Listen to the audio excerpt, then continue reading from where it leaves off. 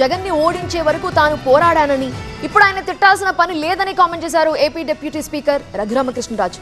TDP నేత రాజేష్ తనపై చేసిన విమర్శలు సరికావు అన్నారు.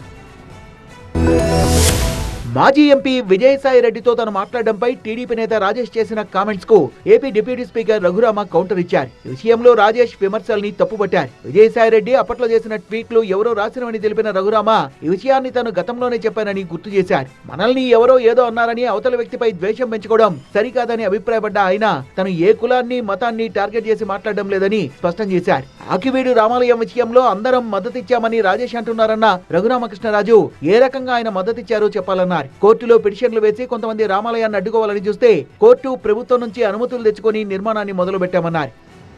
మరి సపోర్ట్ చేసామన్నది ఇతను మాట్లాడింది న్యాయస్థానం తరఫున లేకపోతే ప్రభుత్వం తరఫున అనేది నాకు అర్థం కాల.